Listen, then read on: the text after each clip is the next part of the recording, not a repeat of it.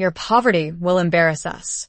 That was the first thing my daughter-in-law whispered to me at my own son's wedding, her lips barely moving, her smile still perfect for the guests watching from a distance, as if cruelty could be dressed in silk and passed off as elegance. I didn't respond. I didn't need to. At my age, you learn that silence can say far more than wounded pride ever could.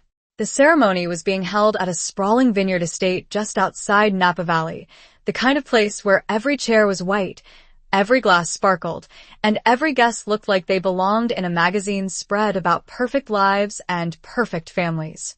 I stood there for a moment longer than necessary, holding my invitation in my gloved hand, rereading my seat assignment as if the words might rearrange themselves out of pity. Row 14. Near service access. I glanced toward the front rows, where the immediate family was already being ushered into place, where my son stood tall in his tailored tuxedo, laughing softly with people who knew how to belong in a room like this. He didn't look in my direction. Not once. I had spent weeks preparing for this day. I chose my dress carefully, a soft navy piece I'd owned for years but had pressed and tailored until it felt almost new. It wasn't designer, but it was dignified. My shoes were modest, sensible, the kind that had carried me through decades of standing on my own 2 feet. I even styled my silver hair the way he once told me he liked when he was younger, when he still noticed things like that.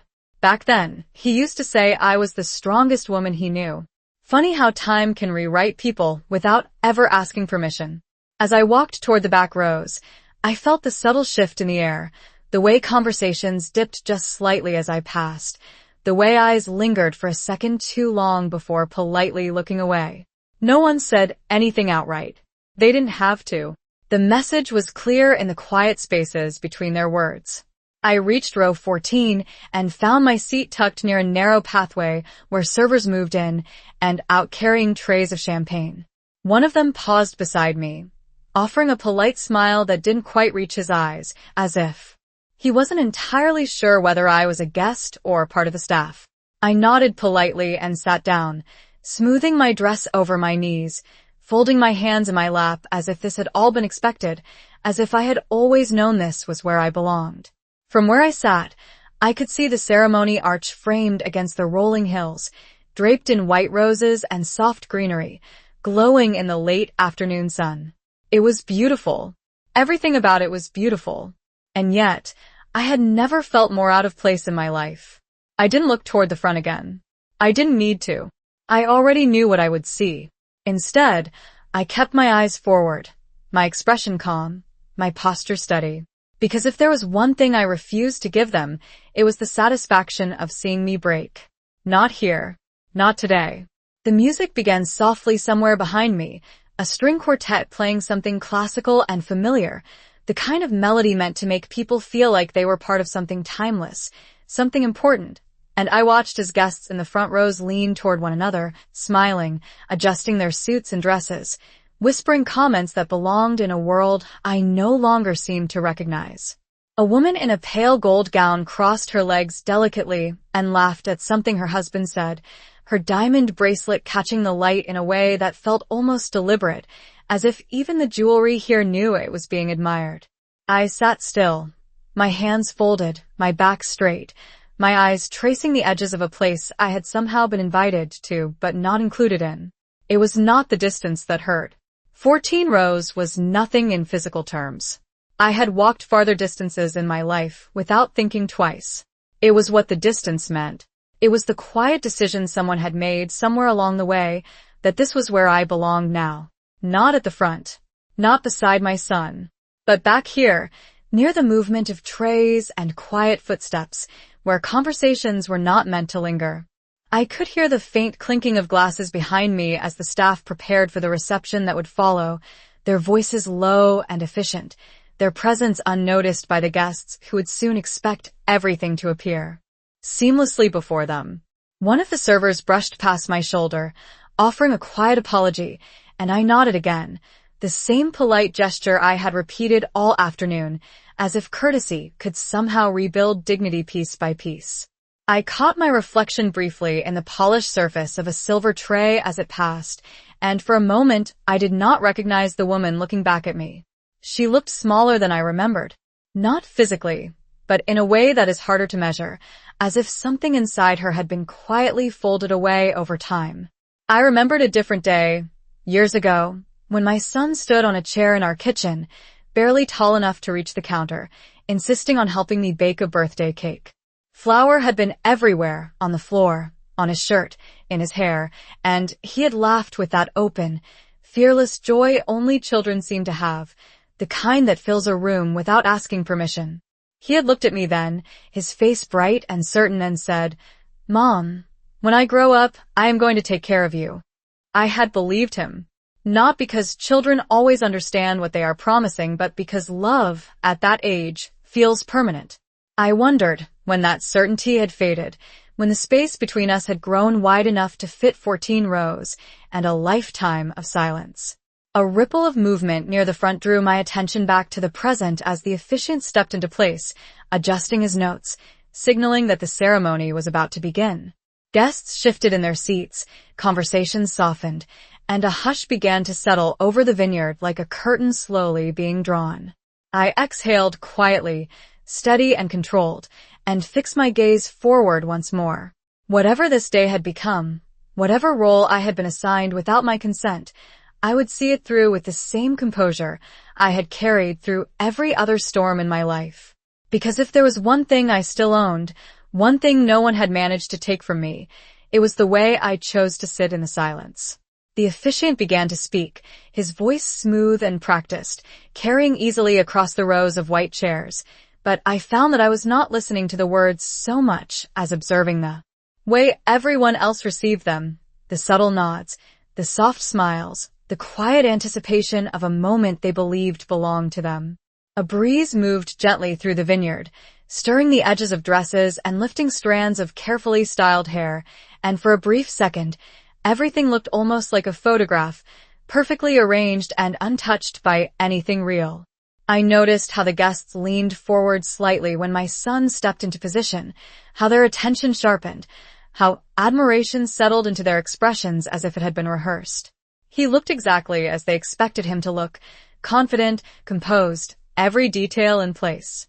I studied his face from where I sat, searching for something familiar, something that belonged to the boy I had raised, but distance has a way of softening recognition, and I realized that I was no longer certain where memory ended and reality began.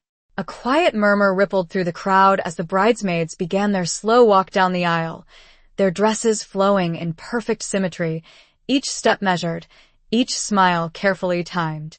I watched them pass, one after another, and noticed how easily they belonged here, how naturally they moved through this world of polished surfaces and quiet judgments.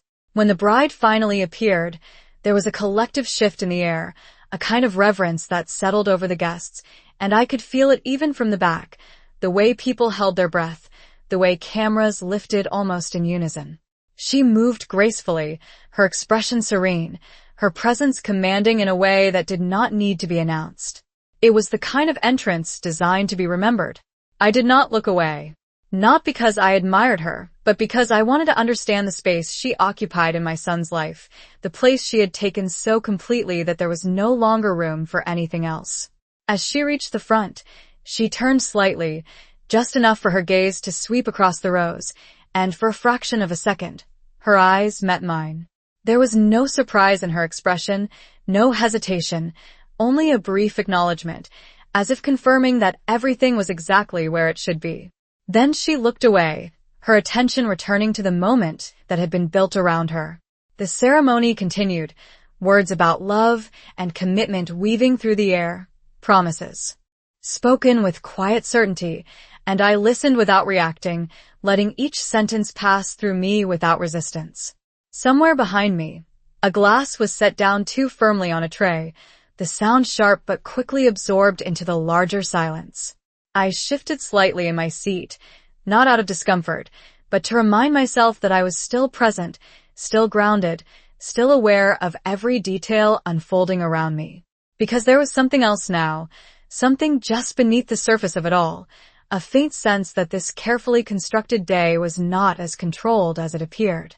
I felt it in the pauses between words, in the way certain glances lingered a fraction too long, in the quiet spaces where expectation met something unspoken. And then, just as the officiant asked the guests to rise, I became aware of a presence beside me, not sudden, not intrusive, but deliberate, as if it had always intended to arrive at this exact moment. I did not turn immediately. I did not react. I simply remained still, my hands folded, my gaze forward, waiting to see what would unfold next. I let a few seconds pass before turning my head, not out of hesitation but out of habit, the kind that comes from years of learning that reacting too quickly often gives more away than silence ever does. The man who had taken the seat beside me did not look like someone who belonged in the background. His suit was dark, precisely tailored, the fabric catching the light in a way that suggested quality, without needing to announce it.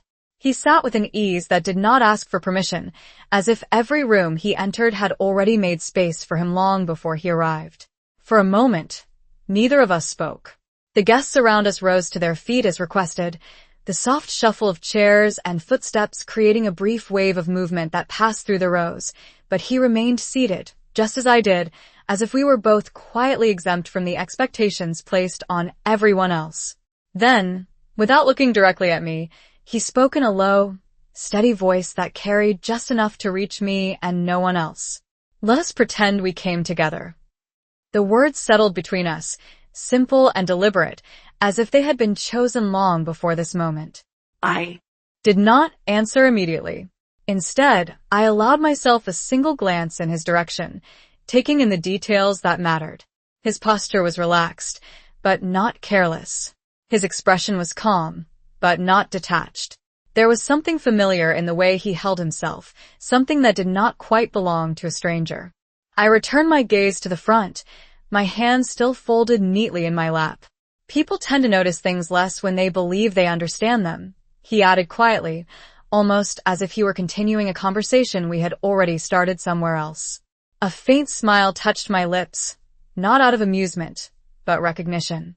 I had spent a lifetime watching people build assumptions around what they thought they saw, filling in gaps with their own expectations, rarely questioning the picture once it felt complete. "And what exactly do you think they believe they see?" I asked, my voice just above a whisper, steady and controlled. He paused for a fraction of a second, as if considering not the answer, but how much of it to reveal. "A woman who does not belong here," he said simply. There was no cruelty in his tone, only observation. I nodded once, acknowledging the truth in it without needing to defend myself. "And what do you see?" I asked. This time, he turned his head slightly, just enough for his eyes to meet mine. There was no hesitation there, no judgment, only a clarity that felt almost disarming. "Someone who has been underestimated for a very long time," he replied. The ceremony continued in front of us, vows being exchanged, promises spoken in voices that carried confidence and certainty, but something had shifted in the space around me. It was subtle, almost imperceptible, like the first change in air before a storm that has not yet announced itself. I became aware of the way a few heads in the nearby rows tilted ever so slightly, the way curiosity moved quietly through the edges of the crowd, drawn not by anything obvious, but by the simple presence of something that did not quite fit the pattern they had already accepted. I did not move. I did not adjust my posture or change my expression. I simply sat there, beside a man I had never met, allowing the moment to unfold exactly as it was meant to, because for the first time since I arrived, I no longer felt like I was sitting at the edge of someone else's story. Something told me that whatever came next would not be as carefully arranged as the rows of white chairs or the polished smiles at the front. And I had the quiet, unmistakable sense that I was no longer alone in that realization. The man did not look back toward the ceremony as the vows continued, as if whatever was happening at the front no longer required his attention, and I found that my own focus had shifted in the same quiet way, no longer anchored to the carefully scripted moment everyone else seemed to be absorbed in. "You are not supposed to be seated here," he said after a pause, his voice calm, almost conversational, yet carrying a certainty that made it sound less like an observation and more like a correction. I tilted my head slightly, considering his words, not with surprise, but with a slow recognition of something I had already begun to suspect. "And where was I supposed to be?" I asked, keeping my tone even, my eyes still forward. He adjusted his cuff with a small, precise movement, the kind that suggested habit rather than vanity. "Closer," he replied. "Much closer." The simplicity of his answer lingered, and I allowed myself a brief glance toward the front rows again, not searching this time, but measuring, as if distance could now be understood in a different way. "Things change," I said quietly. "People make decisions." "Yes," he agreed, "they do." There was something in the way he said it that carried more weight than the words themselves, as if he understood exactly which decisions I was referring to, and perhaps a few that I had not yet seen clearly. A faint shift in the air behind us caught my attention, a subtle change in tone as a few guests leaned toward one another, their voices low but no longer entirely indifferent. It was not enough to draw attention openly, but it was there, a ripple moving outward from where we sat, quiet curiosity beginning to replace quiet dismissal. I noticed how one woman in the row ahead adjusted her posture slightly, her head turning just enough to glance back before quickly returning forward, as if she had reminded herself of the importance of appearances. The man beside me seemed to notice it as well, though he did not acknowledge it directly. "Perception is a delicate thing," he said, almost to himself. "Once it begins to shift, it rarely settles back into place the same way." I let that settle, feeling the truth of it without needing to respond immediately. For years, I had lived inside other people's perceptions, allowing them to define the space I occupied, believing that if I remained patient, if I remained kind, things would eventually align themselves back into something familiar. But sitting there now, in a place that had been quietly chosen for me, I began to understand that alignment was never guaranteed. It was arranged, and sometimes it was arranged without you.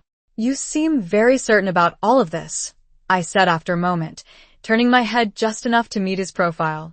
"I tend to pay attention to details," he replied, his expression unchanged. "Especially the ones people hope will go unnoticed." A soft murmur rose again from the front as the ceremony reached a turning point, a cue for the guests to respond, to participate in a way that made them feel included in the unfolding moment. I remained seated, still and composed, aware now of more than just the ceremony itself.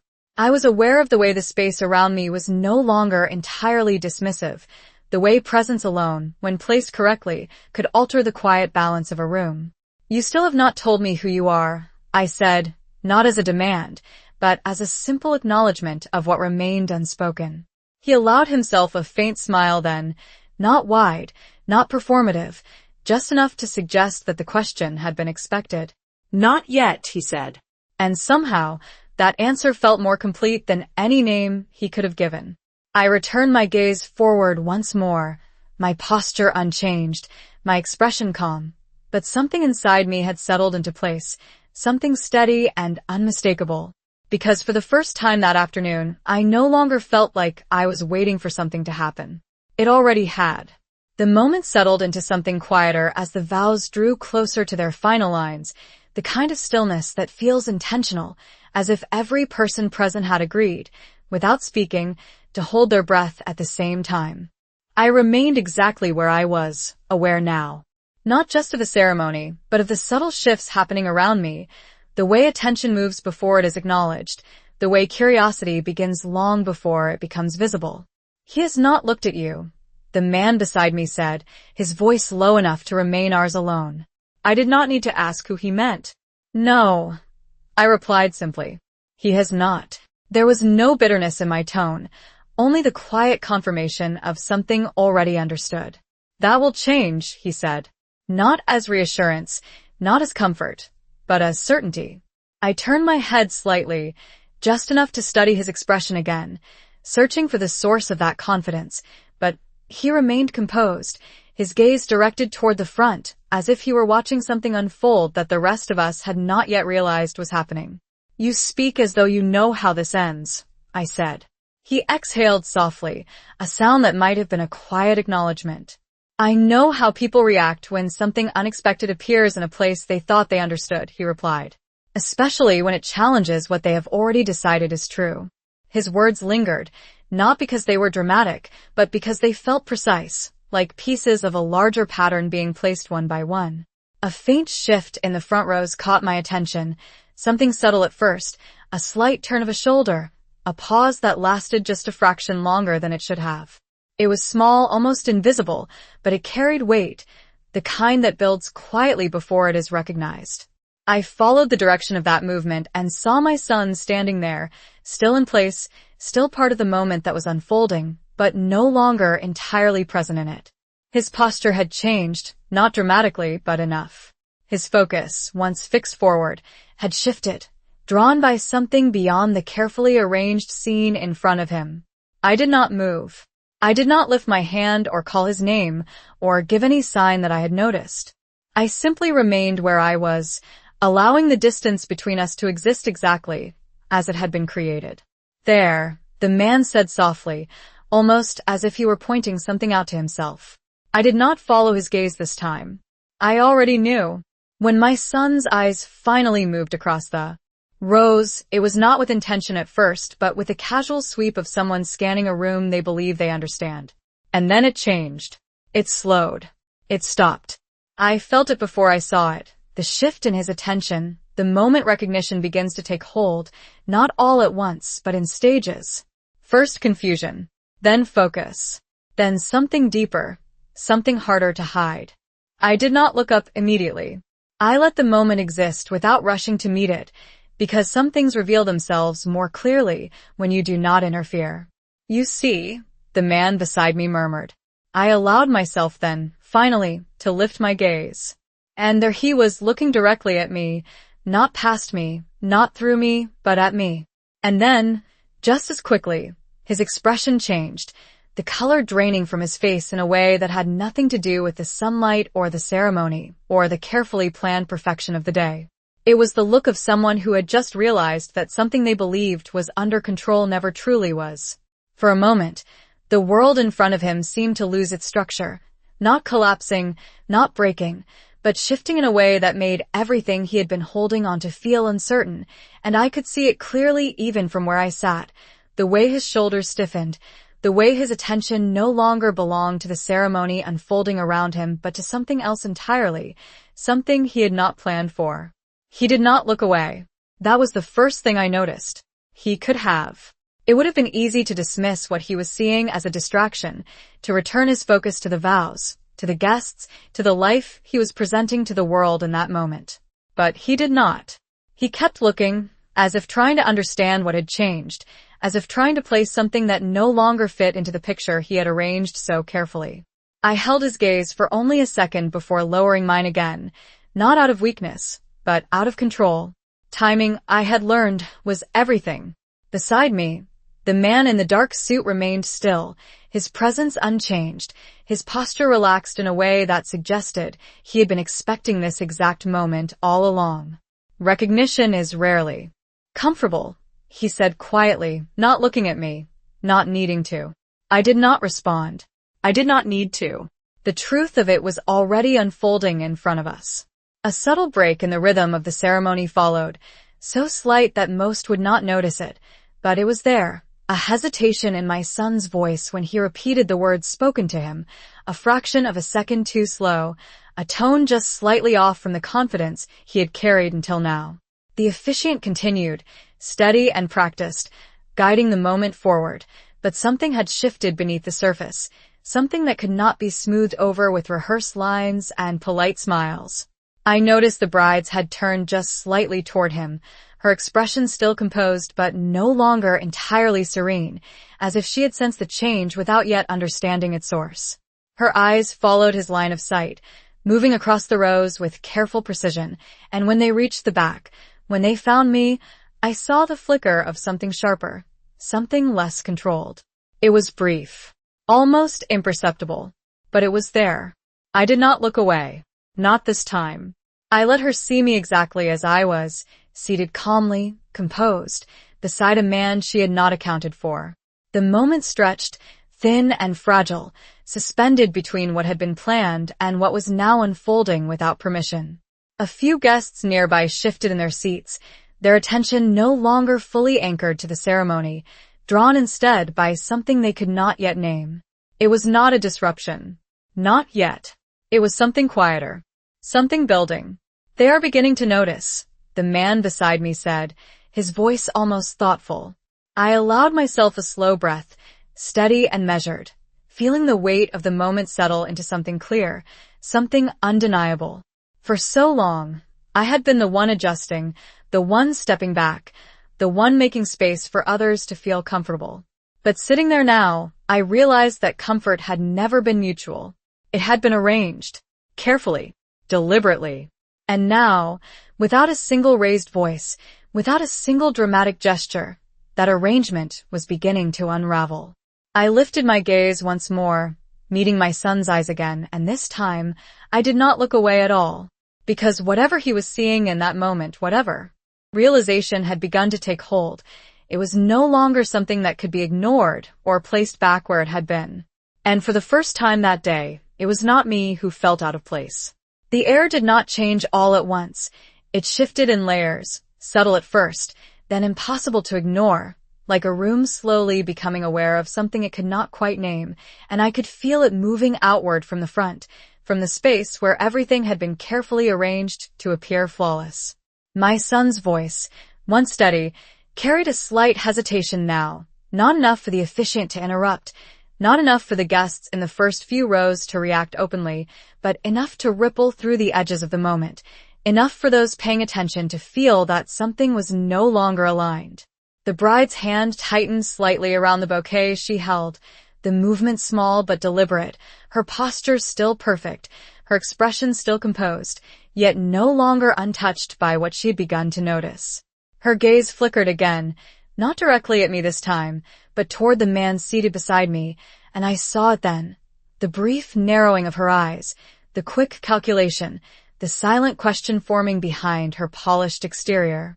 She did not recognize him, and that, more than anything, unsettled her. Because in a place like this, everyone was supposed to be known, categorized, placed neatly into the order that had been decided long before the ceremony began. I remained still, allowing that realization to unfold on its own, feeling the quiet shift in balance as it moved through the space around us. A few rows ahead, a man leaned slightly toward his companion, whispering something that earned a quick glance in our direction before both of them returned their attention forward, though not with the same certainty as before. It was small, almost insignificant, but it was happening, the slow redirection of focus, the subtle awareness that something beyond the script was beginning to take shape. "Control is often an illusion," the man beside me said softly, his voice carrying no urgency, only observation. "It holds as long as nothing challenges it." I let that settle, not as a revelation, but as a confirmation of something I had come to understand over time. For years, I had accepted the roles given to me, the spaces I was allowed to occupy, believing that patience and grace would eventually be recognized, that being quiet was the same as being respected. But sitting there now, watching the careful structure of this moment begin to bend under the weight of something unplanned, I realized that silence had never protected me. It had only made me easier to move. The officiant continued, guiding the ceremony forward with practiced ease, but even he seemed to sense the slight imbalance, the way attention had begun to fracture, the way eyes no longer stayed where they were supposed to. My son's gaze returned to me again, not briefly this time, not by accident, but with intention, and there was something in it that had not been there before, something closer to awareness than certainty. I did not offer him reassurance. I did not soften my expression or look away to make the moment easier for him. I simply met his gaze, steady and unflinching, allowing him to see exactly what had always been there, even when he chose not to look. Beside me, the man remained composed, his presence unchanged, yet now impossible to ignore, as if the space itself had begun to recognize him in a way the guests had not yet caught up to. And in that quiet shift, in that subtle unraveling of what had been so carefully arranged, I understood something with absolute clarity. This day had never truly been under their control. It had only appeared that way until now. The final words of the ceremony were spoken, soft and ceremonial, carried gently across the vineyard as if nothing had changed, as if every detail had remained exactly as it was meant to be, but the silence that followed felt different now, heavier, charged with something that could not be explained away by tradition or timing. There was a pause, brief but unmistakable, before the guests began to respond, a ripple of polite applause rising and falling like a wave that did not quite reach the shore it was meant to touch. My son stood there, still facing forward, still part of the moment that had been designed for him, but no longer fully anchored within it. His attention, I could see clearly now, was divided, pulled between the life he had chosen to present and the reality he could no longer ignore. The bride turned slightly toward him, her smile poised, her posture flawless, yet there was tension beneath it now, a quiet urgency in the way her eyes searched his face for reassurance that did not come. I remained seated, exactly where I had been placed, my hands resting calmly in my lap, my posture unchanged, but the space around me no longer felt like the edge of anything. It felt like a center that had simply gone unnoticed until now. Beside me, the man in the dark suit adjusted his position slightly, a subtle movement that carried more presence than any grand gesture could have, and I became aware of how the attention of those nearby had begun to settle more openly in our direction, no longer hidden behind quick glances or polite indifference. It was not curiosity anymore. It was recognition beginning to take shape, even if they did not yet understand what they were recognizing. "Mom," my son said suddenly, his voice carrying farther than he likely intended, cutting gently through the fading applause, through the carefully maintained atmosphere of perfection. It was the first time he had spoken directly toward me that day, the first time he had acknowledged my presence, not as something to be managed, but as something that could no longer be ignored. I did not stand. I did not rush forward or respond in a way that would make the moment easier for him to contain. I simply looked at him, steady and composed, allowing him to come to terms with what he had just done, with what it meant to speak that word in a space where he had so carefully tried to avoid it. The bride's expression shifted then, not dramatically, but enough, the edges of her composure tightening as she followed his gaze fully this time, no longer pretending not to see. Her eyes moved from me to the man beside me, and whatever she found there was enough to still her completely. The man did not acknowledge her. He did not turn or react or offer any explanation for his presence. He simply remained as he was, calm, assured, as if he had always belonged exactly where he Saturday. "You might want to stand," he said quietly to me, not as a suggestion, but as a gentle indication that the moment had reached a point where stillness was no longer necessary. I considered it for a brief second, not because I was unsure, but because I understood the weight of what that simple action would represent. Then, slowly, without urgency, without hesitation, I rose to my feet. The movement was small, almost understated, but it carried through the space in a way that drew every remaining glance, every lingering doubt, into clear focus. From where I stood, the distance between us no longer felt like something that separated. It felt like something that had been measured, calculated, and finally revealed for what it truly was. I met my son's eyes once more, not with anger, not with accusation, but with a quiet clarity that did not need to be explained. Because whatever he was seeing now, whatever realization had finally reached him, it was not something I had created in this moment. It had always been there. He had simply chosen not to see it until now. And for the first time that day, I understood something with complete certainty. I had never been the one who did not belong. They had only hoped I would believe that I did.